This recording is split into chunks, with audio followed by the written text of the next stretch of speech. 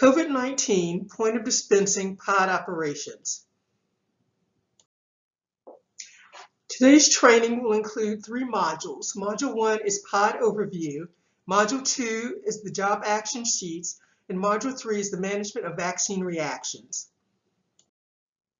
The objective for today's training are to review pod flow, job action sheets, the management of adverse reactions, and where you can send your questions. Module 1, points of dispensing.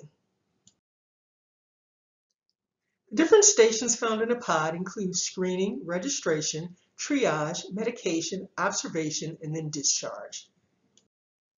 Module 2, job action sheets.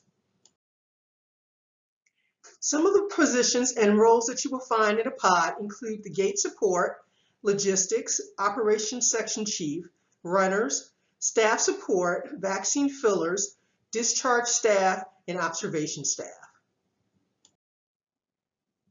Duties for the registration staff include looking at patient information in PrepMod, checking the patient in the PrepMod system when they arrive, answering questions and communicating any issues or concerns to the registration lead, and identifying patients that will require special assistance and provided with needed support.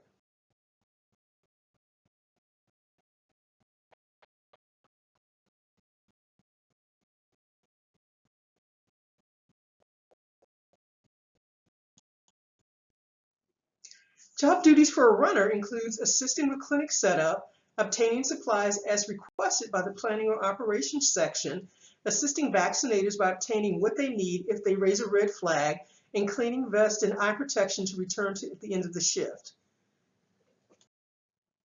The duties of the safety officer, a very important position in this time of COVID, including reporting to the pod manager with any safety concerns, evaluating the site for unsafe conditions, ensuring that all personnel are wearing the appropriate level PPE and maintaining compliance throughout the day, maintaining an injury report, and assisting with client staff temperature screening until the management personnel are in place.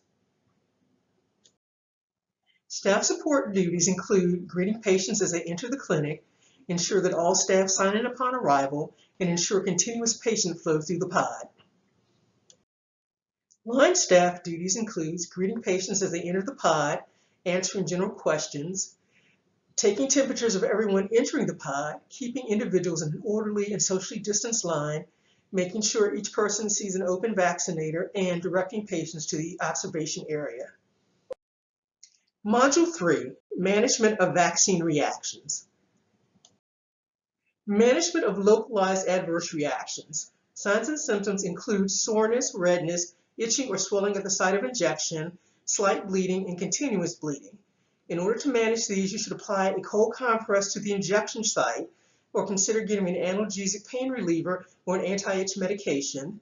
For slight bleeding, apply pressure and adhesive compress over the injection site, and for continuous bleeding, place a thick layer of gauze over the site and maintain a firm pressure, raising the bleeding injection site above the level of the patient's heart. Anaphylactic signs and symptoms can affect different parts of the body. You may experience a runny nose, swelling of the lips, tongue, and throat, skin reactions such as hives, itchiness, and flushing of the skin, and respiratory symptoms such as shortness of breath, wheezing, or hoarseness. So from this picture, you can see the beginning of an adverse anaphylactic reaction with symptom onset, with the young lady grabbing her throat, probably feeling some swelling in her throat, and then a full reaction. We see a disseminated rash, swelling of the lips and tongue, eyes, nose, and ears. Anaphylactic signs and symptoms include skin and mucosal symptoms such as generalized hives, itching, swelling of the lips, face, and throat, respiratory symptoms such as nasal congestion, throat closing, stridor, shortness of breath, wheezing or coughing, and gastrointestinal symptoms. The most common treatment for this is epinephrine. It's delivered via an EpiPen or sometimes a hypodermic needle. With an EpiPen, you should remove the blue cap and, with a stabbing motion, hit the person in their lateral thigh. It's important to remember you do not need to remove clothes. Give it directly through the clothes. And anytime an EpiPen is used, 911 needs to be called. While anaphylactic reactions are very common in different people, it's important to note what these reactions look like on different skin complexions. As you can see, slide 1 and 2 are hives, and you can see how different it looks on the darker skin in slide 2. Slide 3 and 4 are disseminated rashes, again taking note of the difference between slide 3 and slide 4. Clients may also experience psychological fright, pre-syncope, and syncope. Fright before an injection is given. You should have the patient sit or lie down for the vaccination. If a patient feels faint, lightheaded, dizzy, weak, nauseated, has visual disturbances, have them lie flat, loosen any tight clothing, and maintain an open airway. You can also apply a cool, damp cloth to the patient's face. Fall without loss of consciousness. You should examine the patient to determine if an injury was present before attempting to move them.